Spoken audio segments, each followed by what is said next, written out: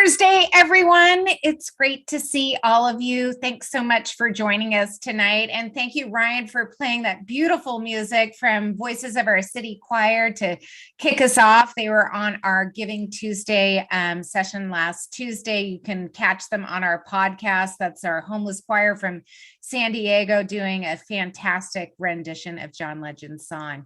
Just a nice little uplifting piece of we celebrate everyday heroes, because that's what we're going to be celebrating through this season. It's the season of giving, sharing, and caring for each other, and helping you think about things to give as gifts or give to charity or give of yourself, sharing with others, and also sharing around that dining room table and just caring for each other and our friends and family and our community. So that's the season that we're going to be celebrating the next 4 Thursdays, first 2 of November and first 2 of December, and especially our everyday heroes that we've been celebrating at the winery. If you haven't had a chance to visit us and see the amazing work of our 8 photojournalists and our curators, Topher Delaney and Calvin Chin, who've put together 25 fantastic heroes at St. Supéry that we've photographed and just documented their tremendous service to our Bay Area community. So really exciting. I was thinking we should have an advent calendar of each of our heroes for one day every day. And for those of us who celebrate Christmas, it would be kind of a little uplifting piece to look at a hero's story every month. But we'll be meeting several of them today. Susie Owen was nominated, and you can nominate some of your local heroes at St. Supéry Everyday Hero / Everyday Hero. So please do nominate some. Susie's been my personal hero for over 20 years, and I wasn't the one who nominated her, but I'm really excited that she's going to be joining us today, as well as Maria Cisneros, who's also been a long-term hero of St. Supéry for her work as a principal of our adopted school, Valley Oak High School, a school for at-promise youth. But she was nominated for her volunteer service in the community, and we'll hear a little bit about that. And Nadia Havenhill, our hero from Alameda County, just a little bit south of us, who's been nominated for her work inspiring young men and women in the field of emergency medical technician services and firefighting, and her work and service to our community. So it's going to be a lot of fun to check in with them. And of course, we're going to be talking about some wine. Chef Todd's going to make something fantastic, and we're all going to copy it later for our friends and family, so that we're heroes of our own kitchen. So it's going to be a lot of fun tonight. Let's check in first with Michael Scholes on what's happening out there in the vineyard. It's a spectacular day in Napa Valley. Looks like we're just about to get the sunset out at the Dollarhide Ranch. You can see, people say we don't have colors in California. Well, you can see those beautiful fall colors, 61 degrees, the sun setting, the sky is clear. It's pretty gorgeous. And you can actually see green grass because we've had more rain in about 2 days than we did in the last 12 months. So that's been pretty exciting. So Michael, give us an update on what's happening out there. Yeah, Emma. Yes, we recently had rain. That's a great thing. After the last year, or in actual fact 2 years of what we've had, rain is a welcome sight, I've got to say. And crazy as it was, as you said, we had more rain in a day and a half than we had all of this last season, which is quite remarkable. So look, we've got a lot of things going on in the vineyard. We always have a lot of things going on in the vineyard. However, the harvest is over, and therefore the rapid craziness of harvest, which is a good craziness, has come to the end. And now we can look at the property as a whole and see what we have to do as general ranchers and farmers to make sure we're maintaining all the other little odds and ends around the place. So one of the things and as we talk about rain, that we need to be cognizant of is erosion control. So as you see in the foreground here in this photograph, that there's a hillside, and on that hillside, some straw has been spread all across the side of that hill.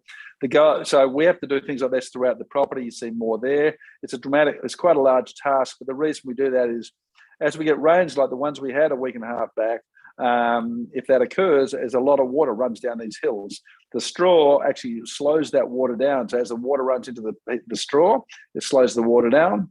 A slower water means less soil erosion, and that's important.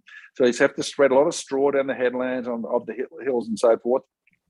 We also have been sowing cover crops so that will also stabilise ground, but also provide nutrient for the future vineyard, of course. So doing that, we're also putting down what are wattles, which wattles are like long sort of, I guess, long sausage-shaped type straw bands that we put across a hill, again, for locations where we have fast water movement. It slows that water down for that erosion control. We're checking drop inlets to make sure they can drain water away. We're checking our waterways, our natural waterways, to ensure they're clear of debris and they're in a position to be able to do what they do, and that's carry water during rainstorms. So a lot of those things that we've been doing, along with, just general things, general rant things, checking our fences and what have you. So there's some of the tasks, Emma, that we've been working on in the last little while. Wow, sounds like you've been busy. Well, I'm busy here. I have 2 glasses of wine because it's 5:30, and we're here to celebrate our heroes and the harvest and all of you. But we're drinking tonight Dollarhide Sauvignon Blanc, which is always in our refrigerator here at the Swain Jones household.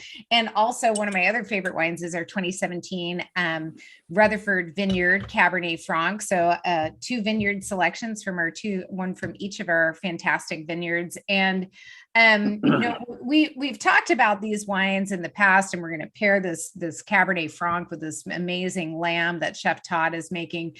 But this is sort of the season to think about not just the winemaking, but why and who we're drinking the wines with, and how to choose those wines, because I am really hoping all of us are going to see more friends and more family over the next couple of months. And we're going to be sharing a glass of wine with them. And, sometimes you don't always have St. Supéry. I know Michael does because he makes it.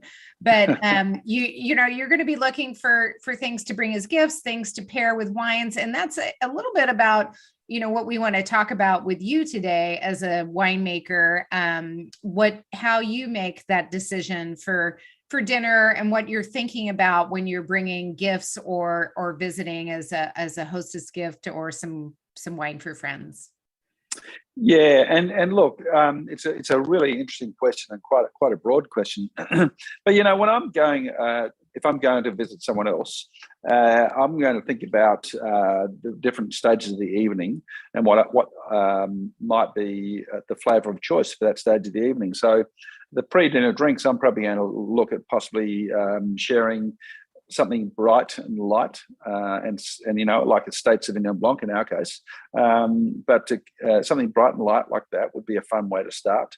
And particularly if there's hors d'oeuvres being served that would accompany that, like oysters perhaps, or some sort of little snacky caviar thing. Maybe the Sauvignon Blanc would be a great way to go with that type of thing. Or if I'm going to try to pair something in to the main course, I might be thinking something heavier like a red and what have you. And of course, it depends on what you're having with the dish too, a little bit. Bigger, bolder, mountainous reds, like for example, our Dollarhide Cabernet. I'm probably going to think about that with heavier meats and what have you. If it's a little more gamey and what have you, like a dark or like the lamb of today, maybe I'm thinking about something in that middle weight. So the Cabernet Franc sort of falls into that field. So does Merlot a little bit, and so I'll be thinking about that. And however, if it was a lunch event, I might be thinking a different approach, but that's a lighter sort of fare at that point. And if I'm thinking about taking something as a gift, then if I have some knowledge of the preferred flavors of that individual, then I'll have an awareness of what to take with me. And so if they're a Sauvignon Blanc fan, that becomes an easy decision, right? But if they like big, bold reds, that actually is a different type of decision again. So it's there's not a hard cut and dry rule to this, but that's sort of roughly the sort of thread and direction I would generally roll with that idea. Okay, well, thanks for the tips. You can bring champagne to my house, just so you know. That always works for me, and frankly, it feels sort of like a champagne kind of year. But the Sauvignon Blanc and caviar also works for me. Just dropping some subtle hints here. Those are things that don't get you turned away from the door when you show up.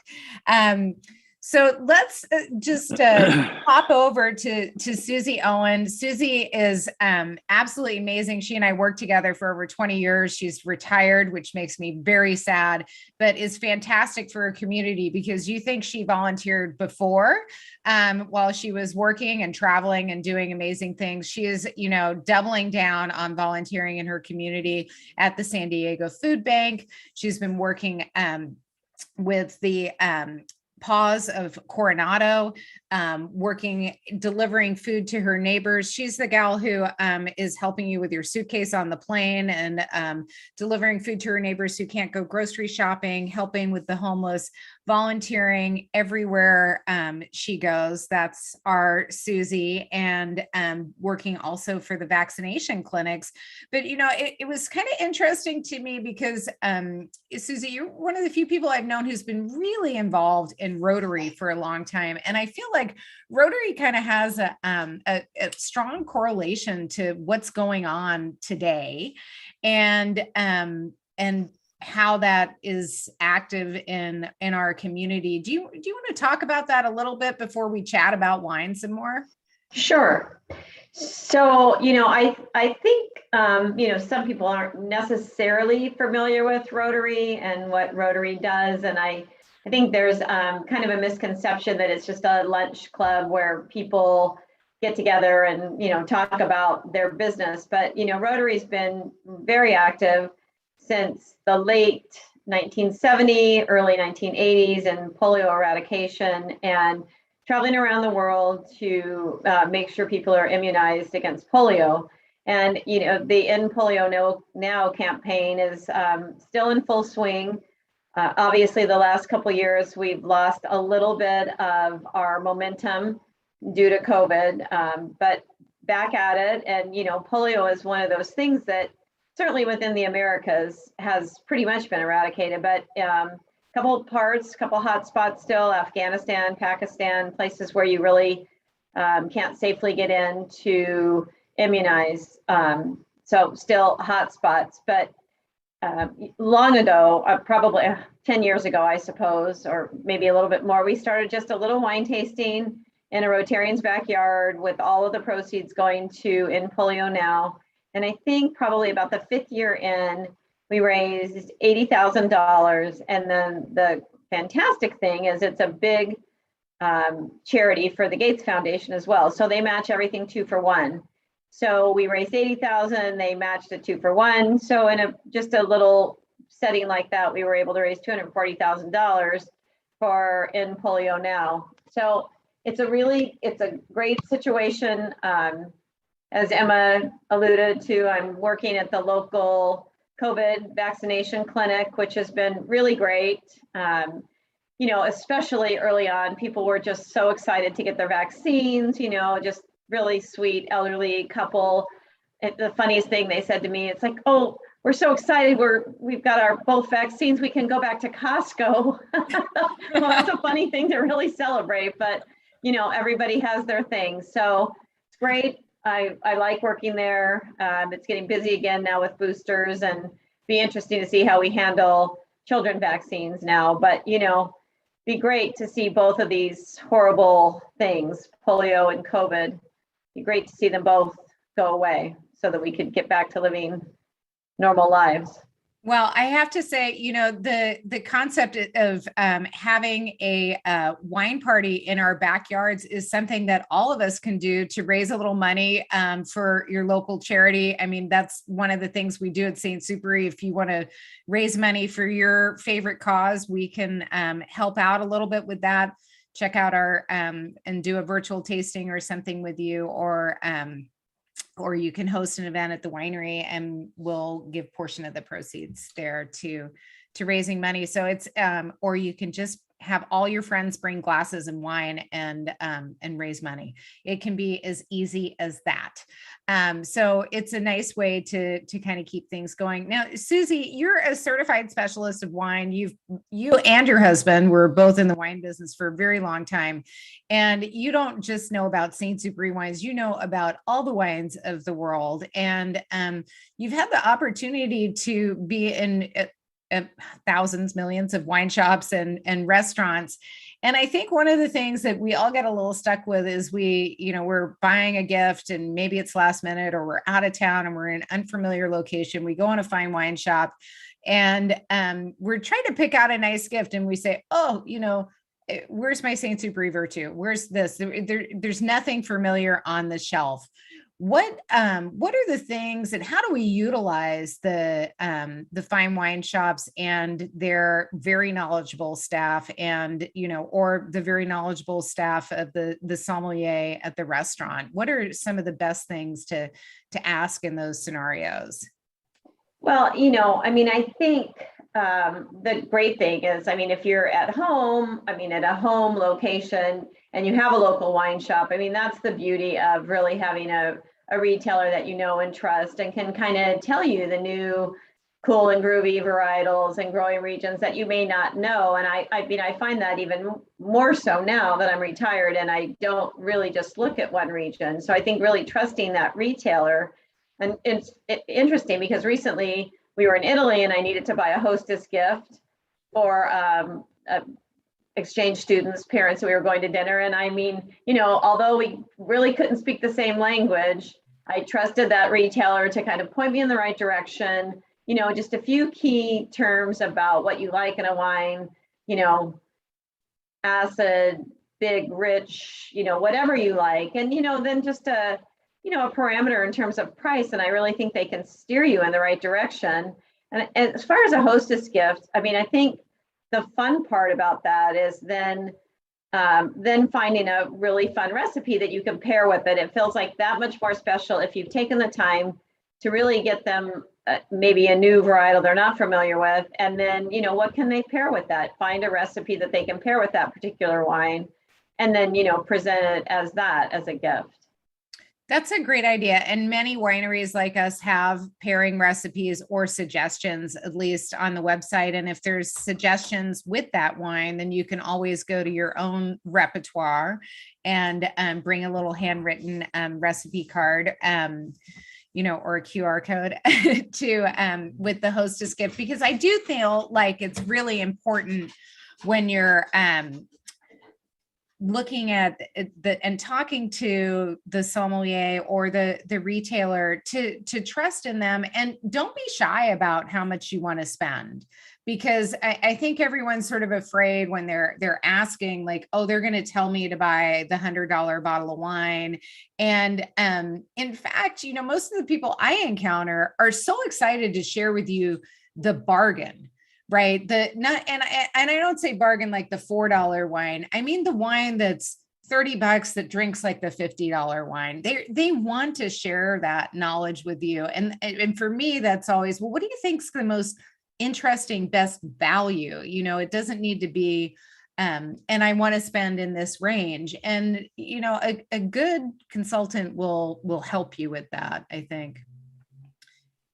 And particularly, are there varietals or things you look at, because when you're choosing the wine in a restaurant, it's a little bit more challenging because everyone's picking their own dish. Are there particular varietals or styles that you look at and comments that you present to the sommelier when you're asking for a little assistance?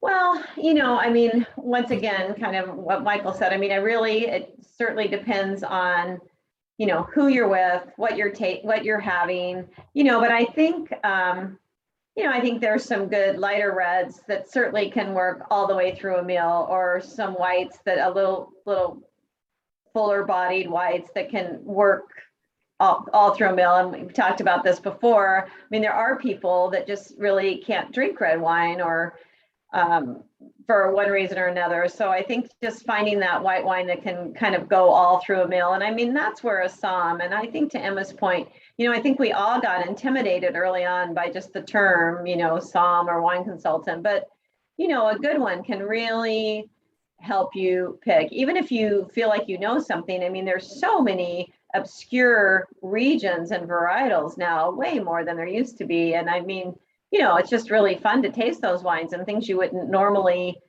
gravitate toward. But, you know, a well put together wine list now with some really interesting regions and varietals. I mean, you need a little help. I mean, I will tell you, there are wine lists I look at and I don't recognize one winery, and sometimes not even one region. So they're getting pretty obscure out there. Yeah, that's a good point. And so thank you for that. Any other tips we should be thinking about as we're doing our holiday shopping, gifting, pairing for wines that you have for us? Well, only my Emma tip. You can never go wrong with champagne. Or bubbles of any sort, frankly. It does always put people in a good mood. It does. And you know, we're here to celebrate our friends and all that you do. So thank you so much for the many things you do for the community and the world, frankly. Eradicating polio and getting everybody vaccinated from COVID is going to keep us all a little bit healthier. So thank you for that. We have with us also Nadia Havenhill, and Nadia is the first female African-American direct hire of the Alameda County Fire Department. And she is a tremendous source of inspiration for her community. She began as an EMT and, you know, emergency medical technician.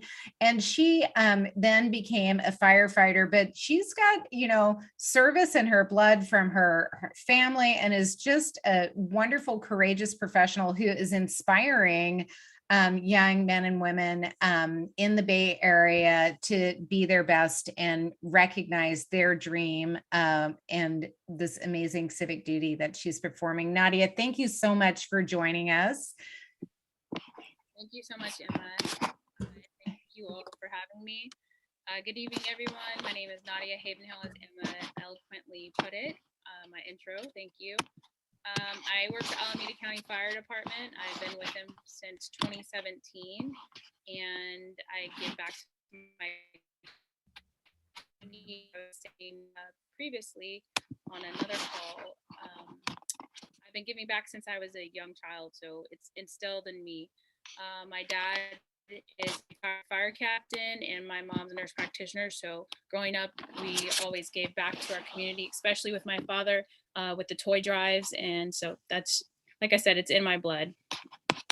Well, you've been doing you know, a lot of work with the Bay Area Youth EMT and volunteering with them. Can you tell everybody a little bit about that program, because it's pretty exciting and provides a lot of opportunity? So Bay Area Bay EMT put it.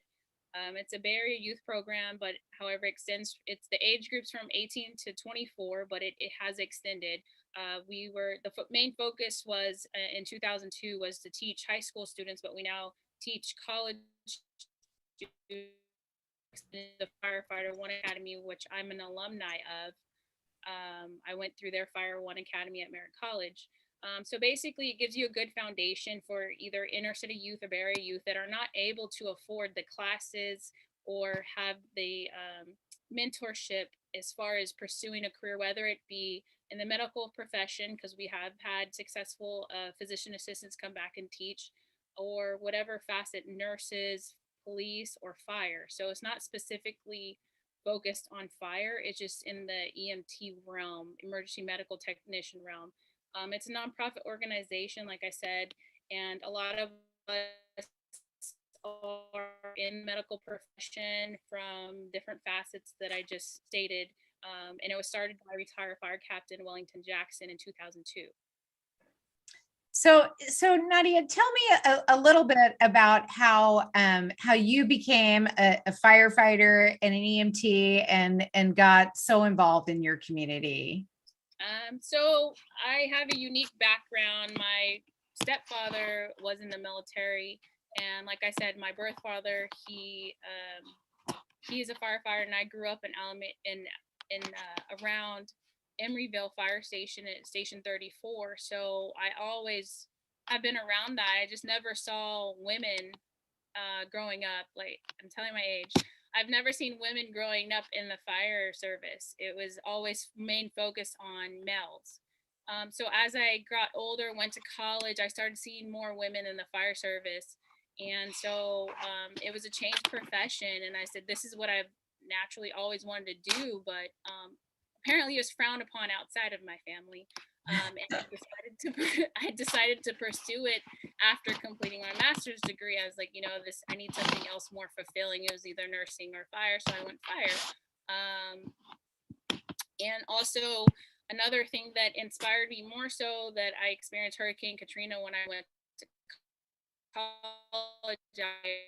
And I came back in that way, and I felt like it was more purposeful for me to give back in different ways, let alone medical is in my blood. Like I could go down a list of people in the medical field in my family. So not only doing medicine in emergency setting, I could also help on other facets, because we do more than just respond to emergencies, whether it be a good emergency, a bad emergency, or a fire. So I just feel that this has definitely been my purpose, let alone that my purpose not fulfilled with the community that gave to me.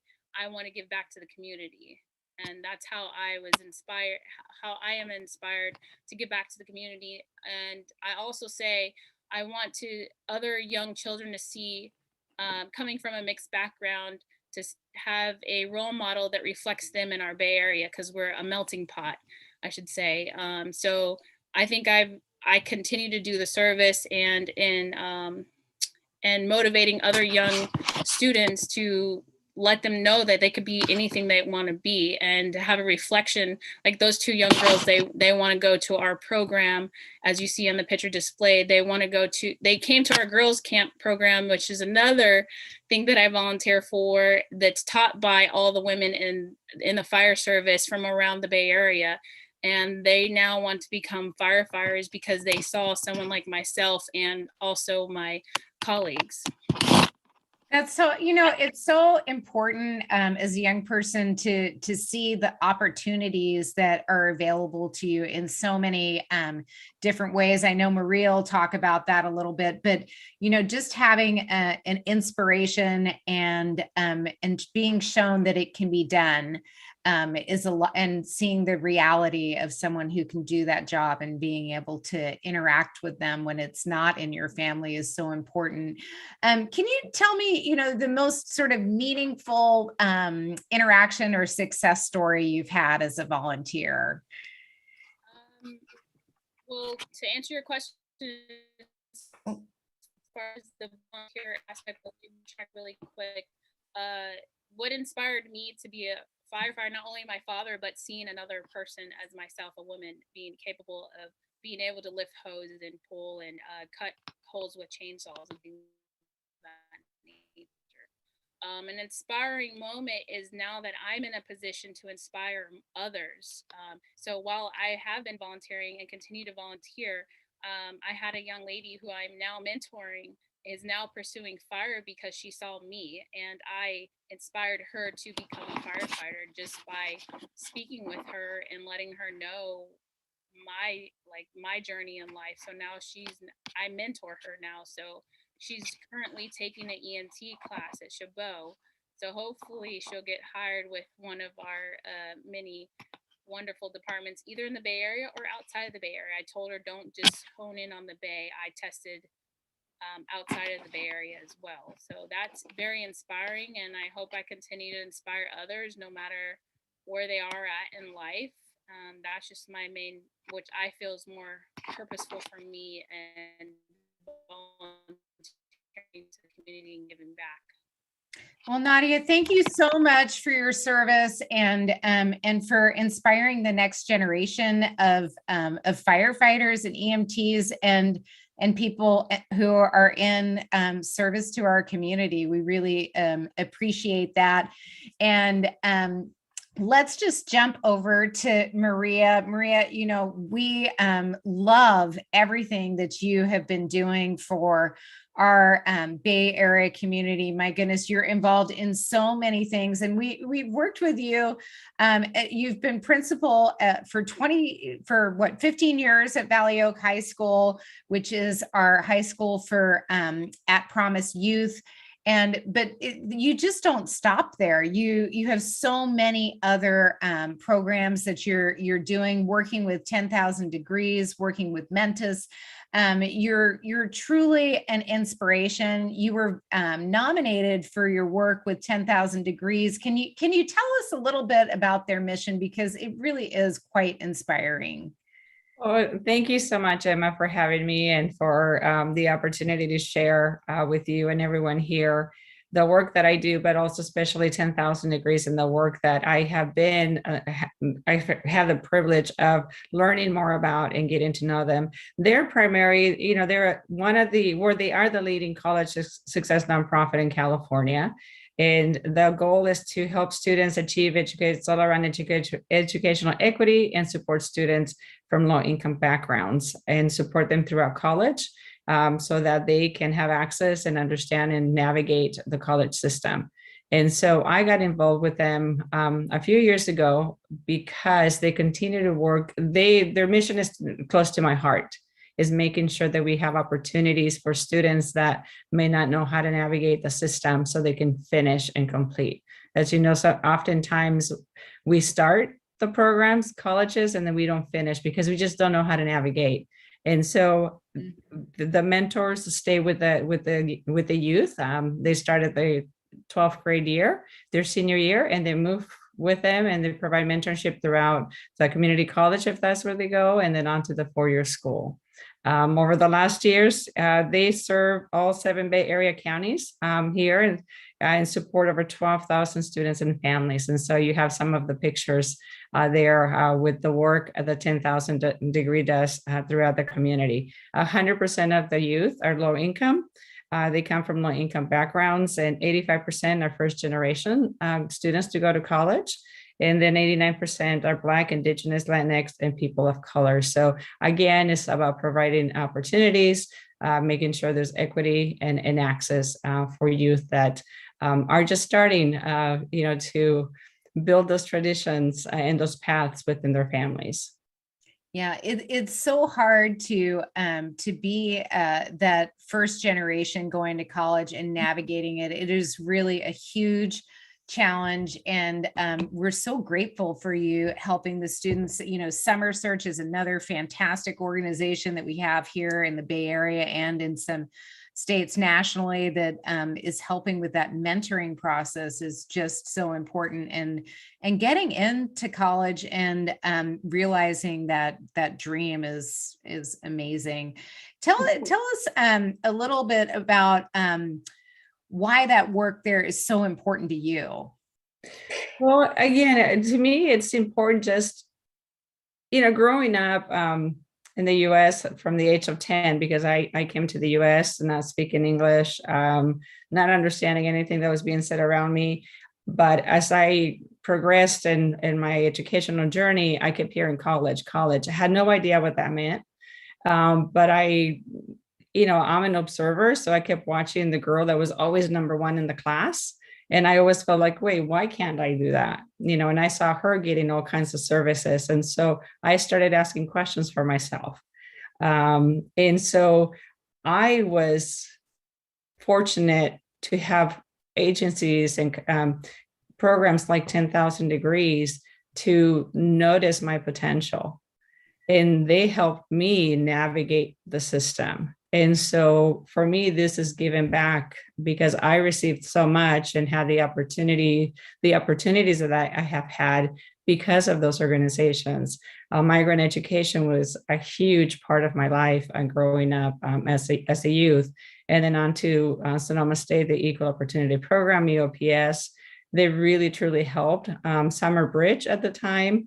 And so for me, getting involved in organizations like this is, I mean, I don't even question it. As long as I know it's good for kids, as long as I know that the intention is about helping them build a brighter and better future, whatever that may mean for them, but also to provide for their families later on. I know that for me, if it hadn't been for my education and my position, I would have never been able to help my parents when they were in hospice.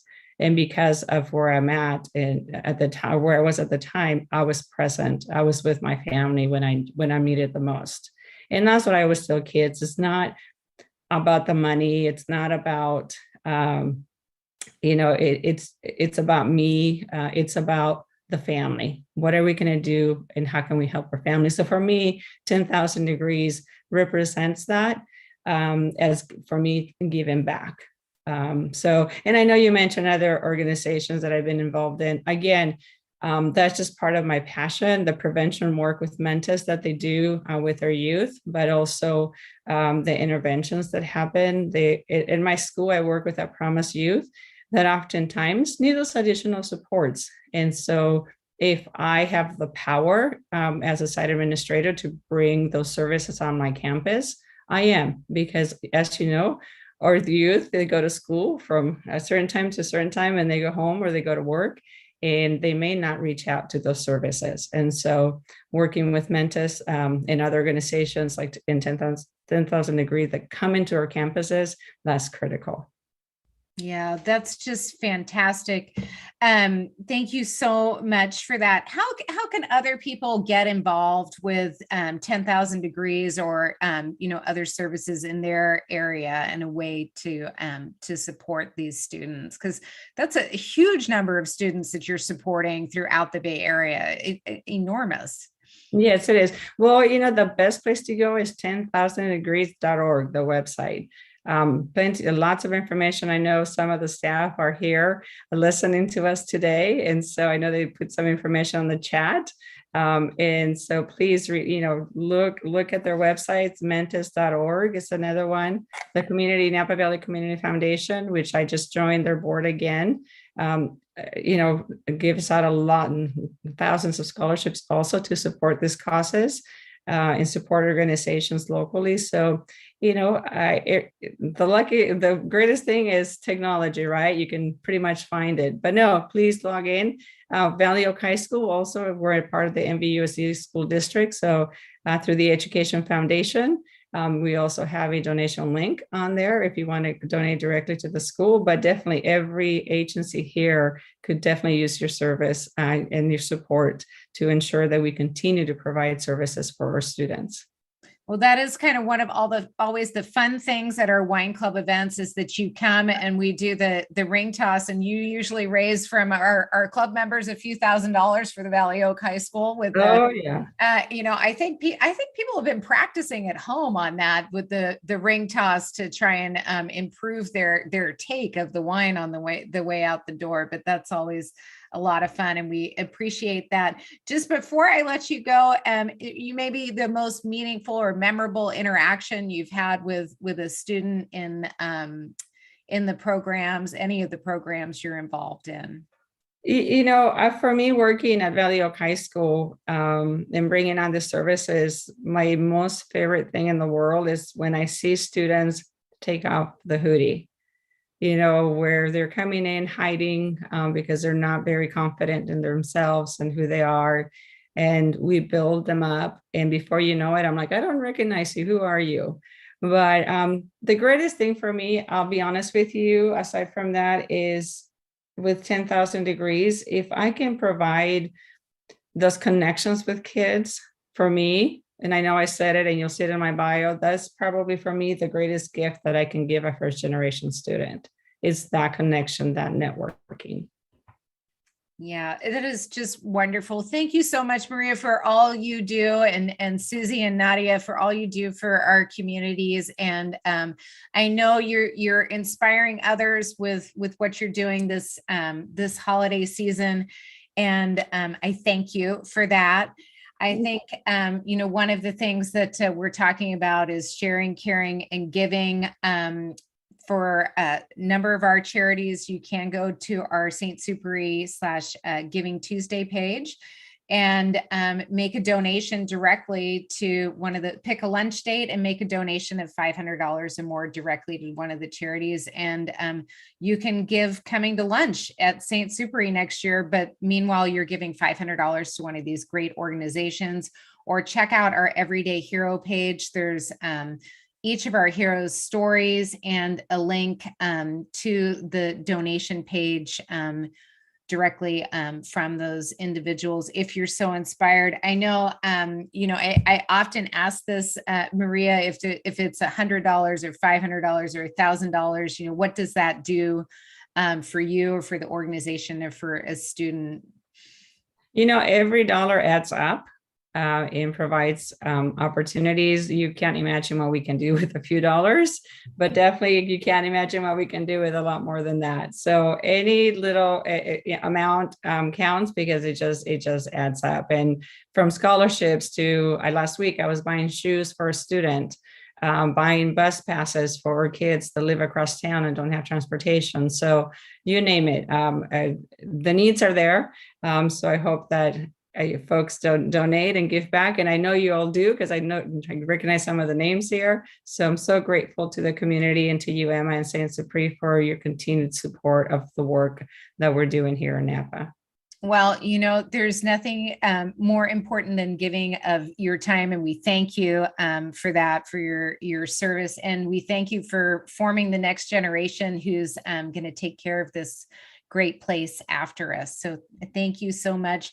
And so as we think about, we're caring, sharing, and holiday giving and celebrating, let's go to Chef Todd, because in our household, we say food equals love. And so, giving and caring also starts at home. Making a beautiful meal for our family is also a tremendous joy. And I know Todd has created another special dish tonight. So Todd, are you going to tell us what we're going to be cooking for our friends and family here? Sure, of course. Welcome, everyone. For the upcoming sessions here that we have, they're featuring the holidays and kind of get together as everyone's kind of coming off this year and we're heading in towards the holiday season of entertaining or rejoining family and friends all together. I thought that the focus on this would be about kind of the main entree part of your holiday table or your get-togethers that you have. So kind of keeping along those thoughts, I'm talking about roasts and different maybe alternative types of meats and things to feature. So for today, for next Thursday, and then the first 2 Thursdays in December, you'll see a couple different options or ideas that I put out there. Hopefully they are still along the same lines, as easy and approachable for you to want to try to attempt them and not too difficult or painstaking. I don't want to intimidate anybody with some of these recipes, but by using some good ingredients and some techniques and some interesting seasonings and things like that, hopefully I've come up with some good pairings. And especially for tonight, we're talking about our Cabernet Franc. And to pair up with this one, it's a very special varietal that is typically used in a lot of blending. We use that in our Elu here as one of our Bordeaux blends, but we also bottle it separately, individually. And so to feature that and some of the interesting characteristics, I thought I would go with a leg of lamb tonight. So there's all different kinds of cuts of lamb that you can use to cut. It's a porterhouse. There's also the rack of lamb, the most popular. There's lamb loin, which is really nice. But I think that it's something really festive about doing a whole leg of lamb or portions of the leg of lamb that you can roast and then just carve it and slice it. Red meat always is going to be a great pairing to go with our red wines, and generally any red wines in particular. But the ingredients and all the other flavorings and everything else in there are going to add to it so that it's a little bit more of a cohesive kind of a wine pairing here. Now, the leg of lamb itself, you can find in many different butcher shops or grocery stores, and you might find it in different forms. It might be bone-in, it might be boneless, which is a lot easier for you as far as carving it afterwards. If you do get a bone-in one, it's very impressive, almost like having a whole turkey on the carcass that you can carve it. It takes a little more work and everything, but you can find, especially if you have a good butcher shop or if you happen to know the butcher who works behind the counter at your local favorite supermarket, you can ask them to either bone it out, trim down some of the excess fat, or they can actually even tie it for you. And by the recipe, I kind of wrote it up where you can open it up, butterfly it. You can add a flavorful marinade ingredient there that I'm going to show you. And I'll also show you how you can tie it up yourself if you get a hold of some butcher rope or twine from a kitchen store. And so some of the main ingredients here are going to be, if you're following on the recipe, if you want to try this mixture, you're going to find some basic ingredients like some mustard and some fresh herbs. I'm always thinking about the herbs themselves. Mint is one of those things that people always associate with lamb, likewise rosemary, and this is all from our estate in our garden that's outside. And so I've got some wonderful oregano, which is also fantastic. I thought I'd put in some sage in here too, even though the base recipe doesn't call for it. If you wanted to add some thyme in there, you can do that as well. And I always enjoy fresh herbs more than I do dry. I find that the flavors are much more clean, it's more vibrant and bright. And so the combination of these herbs, along with some whole grain mustard. This is interesting. It's got the seed in there. It hasn't been ground down. So there's whole grain mustard in there. It adds a little punch, it adds some depth of flavor, adds the texture in there as well. The missing ingredient that is already in my mixture is all of the garlic that I had in house. And I took about maybe 3 to 4 cloves of it and chopped it up really fine with some olive oil and garlic. And I put all those ingredients all in together. And I ended up with this wonderful kind of herb puree mix that I'm going to slather inside of the leg of lamb as well as on the outside. So there's tons of flavor and aromatics in there. Lots of fresh herbs. You've got a little bit of the acidity that comes from the mustard in there. It's going to be really nice with that. The other ingredients. Todd, that looks like you could use that for something other than lamb. It looks so delicious. Oh, sure. Right? Yeah. Other uses for that, because I feel like I could make a lot of it. And yeah, this could be a good mixture if you wanted to put it over like a hearty roasted roast chicken. You could do that. If you either put some inside the cavity or rub it on the outside of the skin, it should roast up really nicely on there. Going to a bigger roast or something that's going to take a longer time, this might get a little bit too dark, so you may want to stay away from too big of a roast. But yeah, it's something that you could definitely use the same base of ingredients or mix up the herbs a little bit. If you don't want mint in there going into your chicken, you don't have to put that in necessarily. But yeah, it is one of those things that you could multi-purpose and use if you make a bigger batch and keep it in your refrigerator or something like that. looks great. Thank you. Other ingredients to use. Now, I am going to be using a pan sauce. So anytime you're roasting, one of the wonderful things you get are some of the pan drippings, the juices, all the beautiful color, the brown bits that are on the bottom of the pan. So I'm going to fortify that by using some beef broth. You can either buy the bone broth or beef stock. I'm also going to be using some of our wine, obviously, to fortify that. And it creates almost kind of a bridge to the glass as you're taking a sip. There's not only the depth of color, but there's the wonderful wine flavor that's concentrated into that pan sauce, as well as the acidity that's in there. It's nice and bright. And then something that really plays well with those herbs and the Cabernet Franc is the Kalamata olive. So I'm going to make a red wine pan jus made out of the pan drippings, and I'm going to use the black olives in there as well. So kind of briny, bright acidity in there, and I'm going to keep it at kind of a jus consistency, or juice, the natural juice. So it won't necessarily need to be cooked down and concentrated too far to the point like a demi-glace sauce or one of those classic sauces that you have. So after all of these were all chopped up, along with the garlic and the mustard, some extra virgin olive oil, I basically blended it up. So I have this mixture all ready to go. These are going to go into the pan after they've been roasted. So I'll set those aside for now. But what I can do is show you the leg of lamb and how you can prepare it so it's ready to go into the oven. And what I'm going to do is kind of show a technique here of tying and trussing it and wrapping it all up. I'm going to put on some gloves here. In the meantime, what you can do is preheat your oven and find a roasting pan, depending on the size of the leg of lamb roast that you're going to do. So just, I'm putting gloves on just to make it easier to handle. So my oven is going to preheat pretty hot, about 450 degrees. And the reason for that is I want to start off like an oven sear. The size of this roast means that it's not going to be in the oven for way too long of a time. So in order to get that beautiful browning and roasted flavor and development on the outside, I'm going to start off at a higher oven temperature. What that will do is start the outside to sear and brown on the outside nicely. And then I'm going to turn it down after maybe about 20 to 25 minutes, drop it about 100 to 150 degrees, and cook it the rest of the way so that the internal part of it can catch up and cook nice and evenly. So it's almost like hot sear oven and then turning it down to low regular temperature. So that's an interesting technique that you can start off with. And so by having a hot oven first to start off with, I'm going to go ahead and season this nice and evenly with some salt. This is the leg part, one portion of the full leg of lamb that I basically have trimmed down. So there's this is the inside of it, kind of butterflied. And if I flip it over, you can see where there was more of the fat cap or the cover on the outside. But I trimmed away a lot of that because a lot of that can be too oily, too strong. And that's where a lot of that strong lamb gamey flavor can kind of come from, besides the diet and what they eat and where they're from.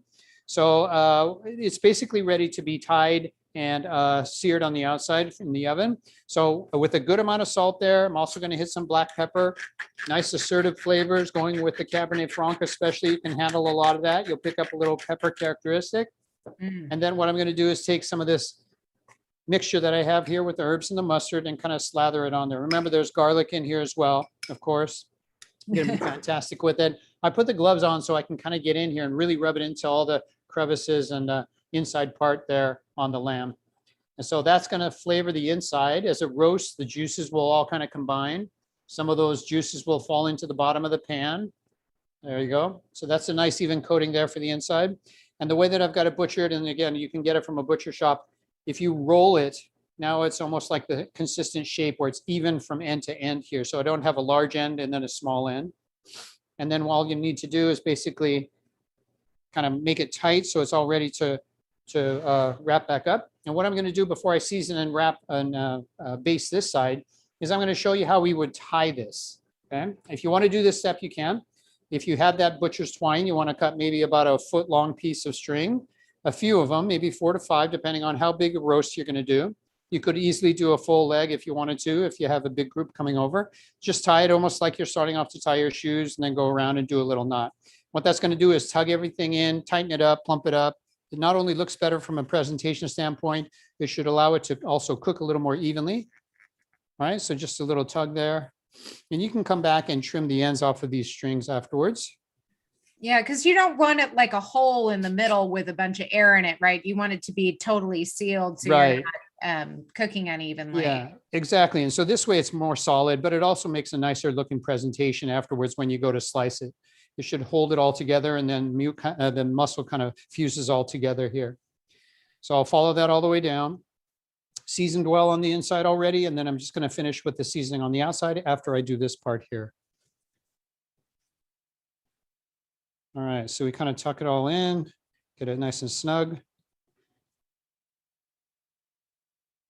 And so hopefully that's not too difficult. You can give that a try at home. And then you want to snip off the excess string on there, the butcher's twine. And then I'll go ahead and do that same seasoning process of seasoning with some salt and pepper on the outside. And then finally, I'll put the last of that rub, that marinade, all over the outside, so that as that hits the outside of the oven, it's going to become kind of like a nice little crust on this side there on the outside. So it'll brown up and get really flavorful and intense. All the way around, good amount of salt. Some of this salt will wash off as it rinses, as it's baking and some of the juice come out. But it does take quite a bit for an assertive piece of meat like this. Full of flavor. I love lamb. I think it goes really well with the red wines, especially. All right, a good amount of black pepper. And then from here again, we're going to slather some of this mixture. So I'll start with the bottom. Again, the gloves make it nice. You can use a pastry brush as well if you wanted to. And then a good amount over the top as well. So all around, all the sides, nice even coating. You might see variations on this. There's a classic one where you take Dijon mustard and you brush it on, and then you do herbs or breadcrumbs and things. So it's kind of a play off on that. So you can see there's a nice coating all the way across there. I've got good seasoning. We're seasoned on the inside and the outside. And now we're ready to go in the oven. We're going to go into that hot oven. Again, it's about 450 degrees to start with. That's going to start an initial sear. And I'll show you a couple little hints or tricks here, depending. This is a nice roast here that would be easily enough for 2, probably 4 people, all depending on how many people you want to serve, how big of a presentation you're going to do, how many are coming to your party or whatever it may be. And so depending on the size of the pan you might need, if you've got a full larger size roast, you might want to use like your actual roasting pan if you happen to have one of those. Something big enough that has low sides to it, that has a rack inside, and you can set the whole roast in there. In this case, this one's kind of on the smaller side, so I want to show you another option. And one is to actually use like a sauté pan. This is a big, flat, low-sided pan, and that's great because when you're roasting, you're getting that hot air that's coming in all the way from the top of the oven, the sides of the oven is bouncing all over, and that's creating the hot sear that you want on the outside. The important part about this is I need some kind of a rack or some elevation to get it off of the bottom. Number one, I don't want it to steam or get too dark on the bottom there. And I also want the hot air to circulate underneath it. So since I don't have a perfectly shaped round rack, like I might have on a roasting pan or a cookie sheet with a wire rack, there's another option for a larger one. What I'm going to do is use an inexpensive foil ring here. And I'm basically going to make a little crown here. You can see I've got some foil. Easy enough to do. I can use that as a little elevator to kind of lift it up, make sure there's air circulation. Pretty simple, actually, just by taking a piece of foil. It's very inexpensive too, and it works perfect for these kind of small situations. Just take a piece of foil, take it and just kind of roll it all up. Doesn't have to be very tight. You can keep it loose so it's got some shape to it and just kind of make your little coil. This works well also if you're roasting off a whole chicken. You could also put a little vegetables underneath there if you wanted to. That's a flavorful thing that you can put in. Great So then idea. you have your rack for afterwards, and it kind of elevates it up on top there. Yeah, you could also use, half cut onions or carrots or something like that if you wanted to put that on top there. So what I'm going to do now with my hot oven, I'm going to go ahead and put my leg of lamb on there. You can see how it's nice and elevated. So all the hot air is going to hit it from the sides. If you happen to be using something maybe like a Dutch oven that has tall sides to it, it's going to block the hot air from roasting around and getting that nice even browning around the outside. So you want to avoid that. So this is all ready to go into the oven. You've got your oven preheated, so you go straight in. So Todd, this time we didn't preheat the pan, right? No, not in this case because it's going to Okay. roast. But there Okay. is one other thing that I wanted to point out before I forget. As we go into my the oven, favorite tool. how do we know when it's done or what is one of the best ways? And so as you head into the season where you might be roasting more, you're roasting a turkey, something like that. I've used these plenty of times before, so you might have seen them. This is the digital probe thermometer. So you can set the temperature, the time that you want it to go off, whichever way it is. So what I can do is insert this into the thickest part of the actual roast. And I want to measure out to make sure I'm about in the middle here. So I know that once I go into that middle section there, I've got the internal temperature check so that when it hits that temperature, desired degree of temperature on the inside, it's going to send off the alarm. And this is all oven safe. So it can go into the hottest oven there and it's not going to melt away or anything like that. I just keep this on the outside. Sometimes there's even a magnet that you can stick onto the side of the oven door. And it's a great alarm system as you're working on making your side dishes, doing your mashed potatoes, everything else that you have going on, enjoying a glass of wine, whatever it is, you might forget about what's in the oven. So this way, if you want it to be at 128 degrees internal temperature to pull it out, that's going to carry over and carry up afterwards. You can set it at that, set the alarm, and it'll go off and it'll alarm you to pull it out and let it rest off to the side, maybe about 10 minutes so that it can continue cooking. One thing for me is I like to cook a lamb leg, especially up to about medium temperature. And the medium is going to give me a little bit more of a nice chew, a nice finish, as opposed to perhaps a lamb loin or a lamb rack or lamb chops that you can eat a little more on the rare side. The lamb leg muscle is from a different cut, and so it's got a different texture to it. So I always find that for me personally, and you can cook it to your degree of doneness that you like, but I prefer it to be a little bit more towards the medium side. So still pink, still has nice juiciness in there. But initially right now, what's going to happen is it's going to sear intensely hot for maybe about 20 minutes at 450 degrees. I'm going to go ahead and set myself a timer for that. And then I will open the door. I will drop the temperature down to about 350, even 325, and then close the door so that it kind of drops down to the low temperature. And then it can roast all the way through so that the internal inside part of the lamb leg itself is cooking nice and evenly from there. What I'm going to do with all the drippings from the pan is capitalize on all of that. So once I have that pan out, I'm going to use the wine as a deglazing agent to remove all the bits, and the beef broth there to kind of flavor and come up with the body of the sauce. So let me show you what I already have, since it would be too long to wait. And I have my Zoom oven. I already have one that's already finished, just to show you for an example. And you're getting me a Zoom oven for Christmas, right? Wouldn't that be great? Wouldn't that be great? That is my favorite Christmas gift, is that thermometer. Zoom. Kind of Just Zoom. like that. But I So, do another like version, yeah. Here's one that I made up ahead of time. And so a couple of things that you'll notice right away: the beautiful brown on the outside. It is still on the same kind of idea here because it's a small pan. But look in the pan, all this beautiful drippings, all the little bits that are caramelized in there. There's very little oil in there because I trimmed away a lot of that excess fat. But all these little bits in dark color here, this is going to equal flavor. So what I'm going to do is pull this off to the side and let it rest. It's already been resting because I had my Zoom oven to do this earlier. I used that digital thermometer on it. I'm just going to let that set for a bit.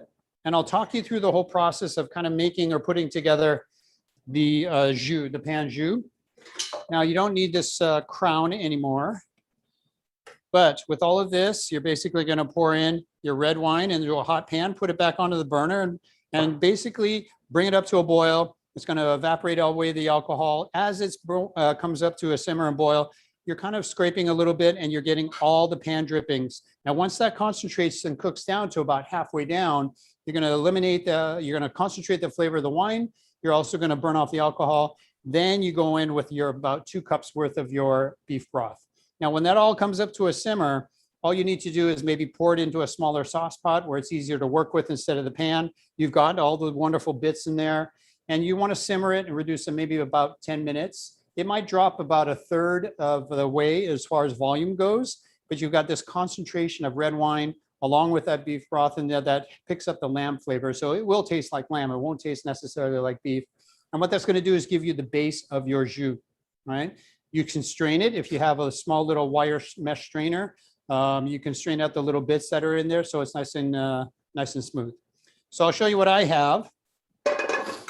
I did all of those steps ahead of time, and essentially this is what I have now as it transferred into a smaller pot. So you can see the color, that richness, it picked up that depth of color from the red wine, but also all the brown bits in the pan there. So this is the jus, and you can see that nice dribble consistency. So it's a little bit on the thinner side. It's not too heavy, and it should go really well with the dish itself.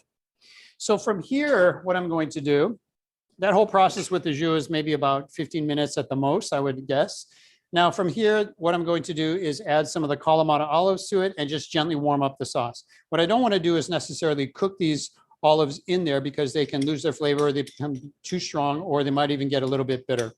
Now these olives, remember these briny olives, they do have some salt characteristic to it because they are essentially brined in a salt solution, but they also have that wonderful acidity in there. They go through that whole fermentation process. So you can put as many in there as you want. You want to have some so that they flavor the sauce. And then there's also nice little bits that you can put in so that maybe with a bite or two of the lamb itself, you've got a little sliver of the black olive in there. And that way it's not an overwhelming big whole olive that throws off your bites when you go to have your sip of wine. So now that that sauce is all ready, you can go ahead and slice up your lamb that has been resting here. So I'll show you that process as well. This one obviously has been resting up for quite a bit. And what you want to do, I know that the lines in this roast are coming crosswise this way. This one I happen to fold over kind of in a lengthwise fashion. And so with a very sharp knife, what I'm going to do, figure out where your platter is. Maybe you've already got your salad all ready to go. You've got your roasted Brussels sprouts or your spinach or any of your other sides. Maybe you've got a side of pasta to go with this, or some mashed potatoes or your other favorites. And maybe it's a potluck that everyone's bringing along. But what I'm going to do is just basically slice it thin against the grain so that it's much more tender. Typically with roasts, you'll find that they're sliced fairly thin. So now on this, I like to cook it up to about that medium-ish degree. And just slice thin slices. And then you can arrange them onto the plate. It's almost like a little pinwheel here. And you're against the grain, right? So when we're cutting turkey or lamb, we're always going against the grain. Correct. Yeah. You want to shorten up those long lines that are the fibers of the muscle so that it's has a nicer mouthfeel when you go to bite into them. Makes them more tender. Yeah. Okay.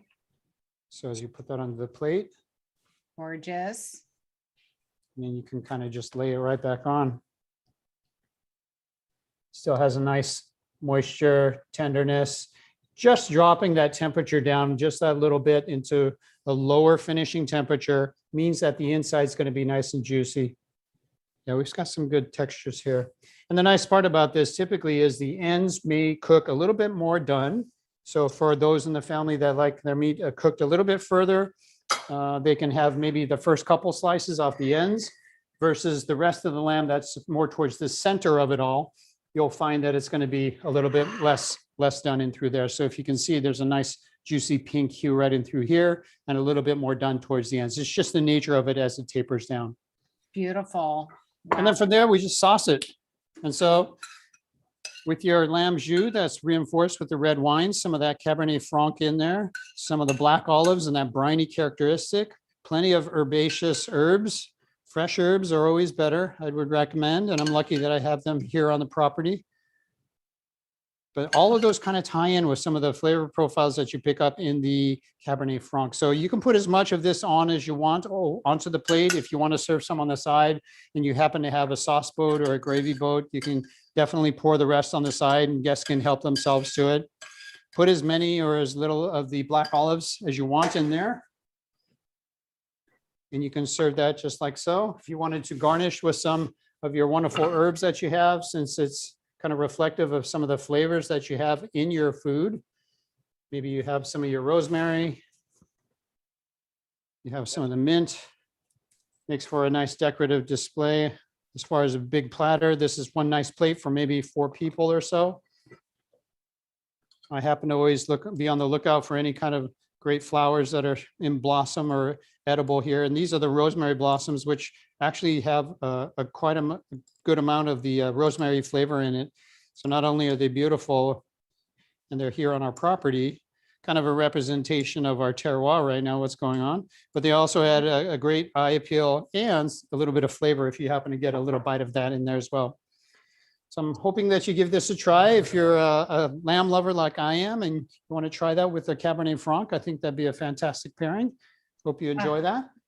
It's gorgeous, Todd. You are going to make us all home heroes to our families with our culinary delights that we're going to create here. And, you know, that with that temperature probe, we might even make it almost as well as you do, you know. Yeah, it really takes away a lot of the guesswork.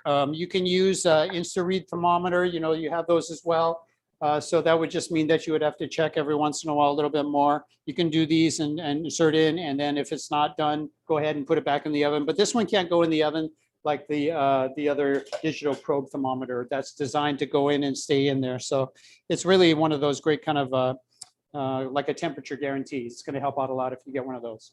Well, I have to say, one of the things I love about the temperature probe is I can look and see, oh, it's 15 degrees until it's done. And I kind of have a better idea of timing for having all my sides ready. Exactly. Because I can see exactly where that is. And my sides aren't done too early or too late. And just the salad, reheat something. Exactly. Yeah, it's really perfect.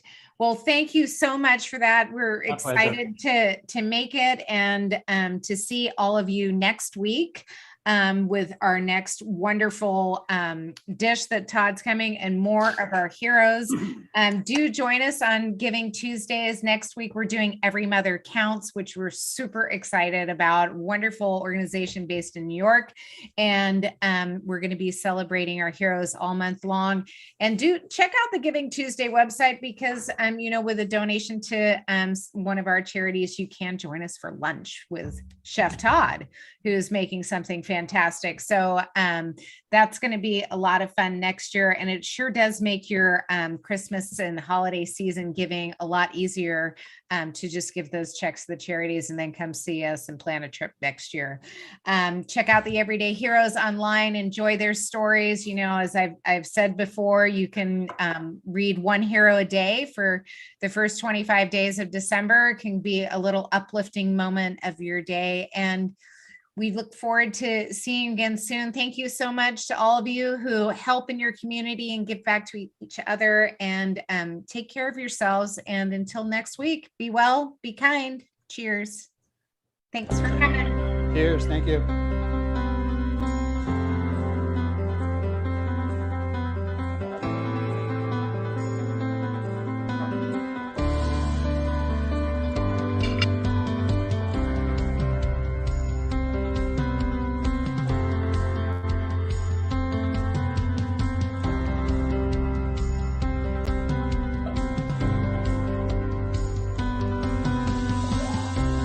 Becky, good to see you. Thank you, Karen. Kathy. Hi, Richard.